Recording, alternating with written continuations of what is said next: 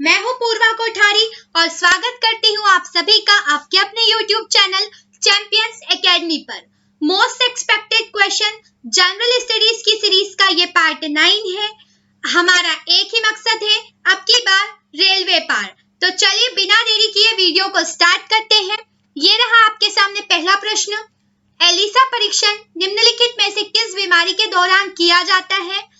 आपको हर क्वेश्चन का आंसर अपने मन में सोचते चले जाना है और वीडियो के अंत में ये देखना है कि आपके कितने क्वेश्चन सही हुए थे। यहाँ से आपको 100% एग्जाम में क्वेश्चन देखने को मिलेगा, इसलिए वीडियो को अंत तक देखिए।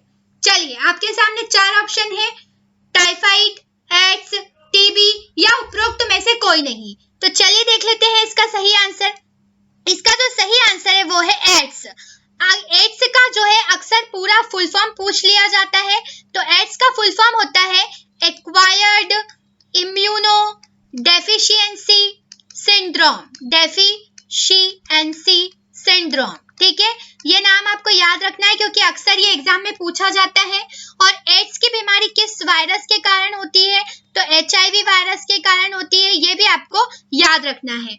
चलिए देख लेते हैं और कुछ इंपॉर्टेंट फैक्ट। अगर आपसे एग्जाम में पूछ लिया जाए कि विडाल परीक्षण किस बीमारी के उपचार में किया जाता है, तो ये टाइफाइड के उपचार में किया जाता है। मैंने आपको पहले भी बताया कि टाइफाइड जो है वो बैक्टीरिया के द्वारा होने वाली बीमारी है। अब आपका ये काम है कि अगर आप वीडियो को डेली वॉच कर रहे हैं तो आपको ये बताना है कि टाइफाइड किस बैक्टीरिया के कारण होता है।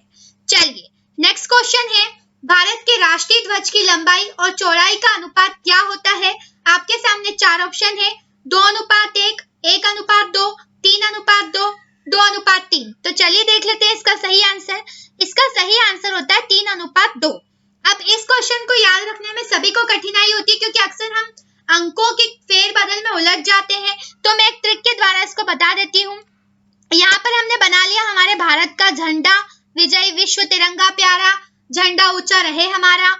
तो चलिए इसको याद करने की ट्रिक ये है कि जैसा कि आप सभी जानते हैं, ये वाला जो पार्ट होता है ये होता है लेंथ और ये वाला पार्ट होता है ब्रेड्थ। अब आपको यहाँ पर 3 लाइनें दिखाई दे रही है, यानी कि लंबाई का अनुपात कितना हो जाएगा? 3। ठीक है, और इस झंडे को 2 बराबर पार्ट से डिवाइड कर दो तो चौड़ाई का अनुपात हो जाएगा 3:2। मजेदार ट्रिक है ना? इस ट्रिक को अगर आपने 1-2 बार माइंड में रिवाइंड कर लिया तो आपको ये अनुपात आसानी से याद हो जाएगा। राष्ट्रीय ध्वज के बारे में और कुछ फैक्ट देख लेते हैं। अगर मैं बात करूं कि भारतीय राष्ट्रीय ध्वज का डिजाइन किसने तैयार किया था, तो ये नाम अक्सर एग्जाम में पूछा जाता है। पिंगली वेंकैया के द्वारा भारतीय राष्ट्रीय ध्वज का डिजाइन तैयार किया गया था। और अगर राष्ट्रीय ध्वज को पहली बार कब फहराया गया, तो 22 जुलाई 1947 को राष्ट्रीय ध्वज को पहली बार फहराया गया था, जब हमारा देश स्वतंत्र हुआ था। चलिए नेक्स्ट क्वेश्चन है, नाथुला दर्रा किस राज्य में स्थित है?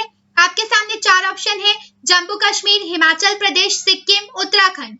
तो चलिए देख लेते हैं इसका सही आंसर। इसका जो सही आंसर है वो है सिक्किम। अगर मैं बात करूं सिक्किम की, तो सिक्किम की जो राजधानी है वो है गंगटोक। सिक्किम के अगर चीफ मिनिस्टर की बात करें तो प्रेम सिंह तमांग है। ये पिछले साल ही नियुक्त हुए, इसलिए एग्जाम में पूछे जा सकते हैं। सिक्किम के अगर राज्यपाल की बात करें तो सिक्किम के राज्यपाल है गंगा प्रसाद। ठीक है, आपको इतनी जानकारी हर राज्य के बारे में याद रखनी है और अगर डेली वीडियो को वॉच कर रहे हैं तो बहुत सारे राज्य आपको याद भी हो गए होंगे। ऐसे ही अमेजिंग क्वेश्चंस के लिए यदि आपने अभी तक हमारे चैनल को सब्सक्राइब नहीं किया तो चैनल को जरूर सब्सक्राइब कर लें। चलिए और कुछ सिक्किम के बारे में फैक्ट जान लेते हैं। सिक्किम पहले भारत का हिस्सा नहीं था। सन 1975 में 36वां संविधान संशोधन किया गया और सिक्किम को भारत का अंग बना लिया गया। जैविक खेती को अपनाने वाला सिक्किम पहला राज्य है। ये मोस्ट IMP फैक्ट है, ये आपको याद रखना है। चलिए और कुछ प्रमुख दर्रों की बात कर लेते हैं।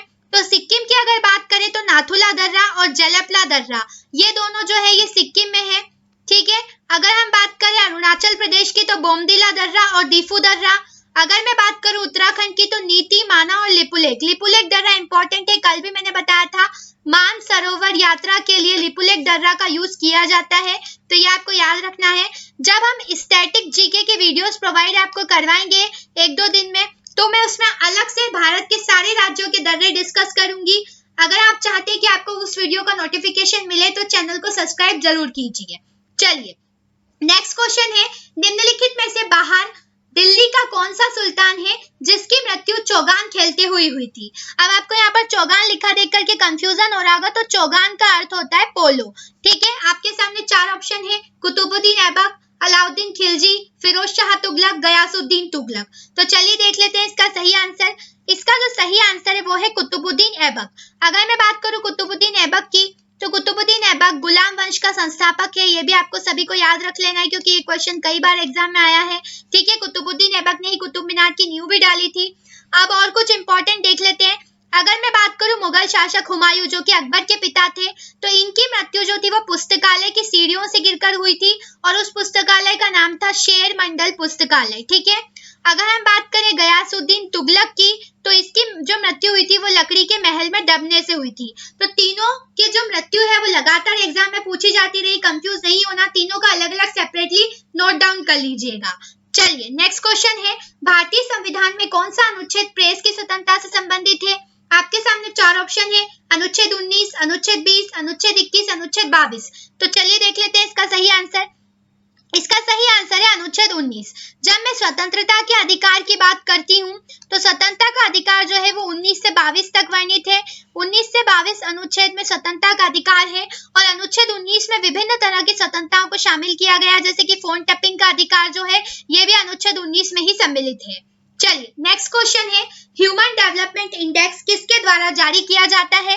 आपके सामने 4 ऑप्शन है, UNCTAD, आसियान, IBRD, UNDP। तो चलिए देख लेते हैं इसका सही आंसर। इसका जो सही आंसर है वो है UNDP, यानी कि यूनाइटेड नेशन डेवलपमेंट प्रोग्राम। ठीक है, आपको इन संगठनों के फुल फॉर्म याद रखना है क्योंकि ये अक्सर एग्जाम में पूछ लिए जाते हैं। अगर मैं बात करूं UNDP की, तो मैंने यहाँ पे आपको फुल फॉर्म भी प्रोवाइड करवा दिया, स्क्रीनशॉट ले सकते हैं। अगर इसके हेडक्वार्टर की बात करें तो ये अमेरिका के न्यूयॉर्क में है और इसकी स्थापना 1965 में हुई थी। जब हमने अपना पहला वीडियो प्रोवाइड करा था तो हेडक्वार्टर्स मैंने आपको बहुत अच्छी तरीके से समझाए थे पार्ट 1 में। अगर अभी तक नहीं देखा तो उस वीडियो को भी वॉच कर लीजिए और वो हेडक्वार्टर्स आप फिर कमेंट बॉक्स में मुझे कमेंट करके बताएं। चलिए नेक्स्ट क्वेश्चन है, भारतीय अर्थव्यवस्था कैसी है? आपके सामने 4 ऑप्शन है, पूंजीवादी अर्थव्यवस्था, साम्यवादी अर्थव्यवस्था, स्वतंत्र अर्थव्यवस्था या मिश्रित अर्थव्यवस्था। तो चलिए देख लेते हैं इसका सही आंसर। इसका सही आंसर है मिश्रित अर्थव्यवस्था। हमारे यहाँ पर पूंजी और साम्यवादी दोनों अर्थव्यवस्था को मिला करके मिश्रित अर्थव्यवस्था को अपनाया गया है, ये आपको याद रखना है।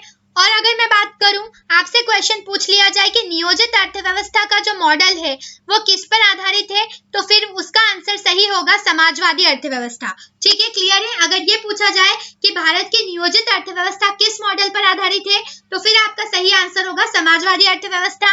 और ये हमने किस देश से ली थी? रशिया से। अब आपका काम है कि आपको रशिया की राजधानी, रशिया की करेंसी और रशिया के प्रेसिडेंट, ये तीनों कमेंट बॉक्स में कमेंट करके बताने हैं। नेक्स्ट क्वेश्चन है, सौर प्रणाली की खोज किसने की थी? मोस्ट से भी मोस्ट IMP क्वेश्चन है, कई बार एग्जाम में आया है। आपके सामने 4 ऑप्शन है, Galileo Galilei, J.I. Baird, Nicolaus Copernicus या फिर केपलर। तो चलिए देख लेते हैं इसका सही आंसर। इसका सही आंसर है निकोलस कॉपरनिकस। इसने सौर प्रणाली की खोज की थी। और अगर मैं बात करूं केपलर की, तो केपलर से एक क्वेश्चन हमेशा एग्जाम में आता है कि ग्रहों की गति के नियम किसने दिए थे, तो ये केपलर के द्वारा दिए गए थे। ठीक है, चलिए नेक्स्ट क्वेश्चन है, सी ऑफ ट्रंक्विलिटी कहां पर स्थित है? आपके सामने 4 ऑप्शन है, पृथ्वी, सूर्य, बृहस्पति, चंद्रमा। तो चलिए देख लेते हैं इसका सही आंसर। इसका सही आंसर है चंद्रमा। ठीक है, ये चंद्रमा जो है ये पृथ्वी का उपग्रह है। ठीक है, और अगर हम बात करें कि सूर्य ग्रहण और चंद्र ग्रहण कब होता है, अक्सर लोगों को कंफ्यूजन होता है, तो आज मैं आपका कंफ्यूजन क्लियर कर दूंगी। जब सूर्य और पृथ्वी के बीच चंद्रमा आ जाए, ठीक है, जब सूर्य और पृथ्वी के बीच चंद्रमा आ जाए तो उस दिन होता है सूर्य ग्रहण। ठीक है, कैसे होता है? क्योंकि सूर्य का जो प्रकाश होता है वो पृथ्वी तक नहीं पहुंच पाता, और अगर सूर्य और चंद्रमा के बीच पृथ्वी आ जाए तो फिर होगा आपका चंद्र ग्रहण। ठीक है, क्योंकि चंद्रमा तक सूर्य का प्रकाश नहीं पहुंच पाता। दोनों ही कंडीशन में ये याद रखना है कि सूर्य अपनी पोजीशन कभी भी नहीं बदलेगा। अगर आप ये याद रख लेंगे तो आपको सूर्य ग्रहण और चंद्र ग्रहण दोनों कंप्लीट हो जाएंगे कि चंद्र ग्रहण कब होता है और सूर्य ग्रहण कब होता है। ठीक है, नेक्स्ट क्वेश्चन है, लेप्चा जनजाति कहाँ निवास करती है? आपके सामने 4 ऑप्शन है, उड़ीसा, मेघालय, मिजोरम, सिक्किम। तो चलिए देख लेते हैं इसका सही आंसर। मैंने आपको पहले भी बताया था कि जनजाति यानी कि भारतीय संस्कृति से 100% क्वेश्चन बनेगा। चलिए देखते हैं इसका सही आंसर। इसका सही आंसर है सिक्किम। सिक्किम के बारे में तो अभी थोड़ी देर पहले ही बताया मैंने। आपको एक और इम्पोर्टेंट फैक्ट बता देती हूँ कि पवन कुमार चामलिंग जो है ये सिक्किम के पूर्व मुख्यमंत्री थे और सबसे अधिक समय तक मुख्यमंत्री रहने का इनका रिकॉर्ड है। ठीक है, अब आपको ये करना है कि सिक्किम से जुड़े हुए जितने भी फैक्ट शुरू से लेकर आखिरी तक हमने देखे हैं, कमेंट बॉक्स में जरूर कमेंट करके बताएं। इस तरह से आपकी सीरीज यहीं पर खत्म होती है। अब मैं वीडियो के अंत में आपको यही कहूंगी कि यदि आपको हमारा चैनल पसंद आता है तो इसे लाइक जरूर किया कीजिए। अभी तक आपने चैनल को सब्सक्राइब नहीं किया तो चैनल को सब्सक्राइब कर लें। हम जल्दी ही करंट अफेयर पर सेपरेट वीडियो भी आपको प्रोवाइड करवाने वाले हैं। 1 या 2 दिन में हम वीडियो को अपलोड कर देंगे, तो बेल आइकन को प्रेस करना ना भूलें ताकि आपको सारी वीडियो के नोटिफिकेशन प्राप्त होते रहे। Thank you so much for watching and keep sharing.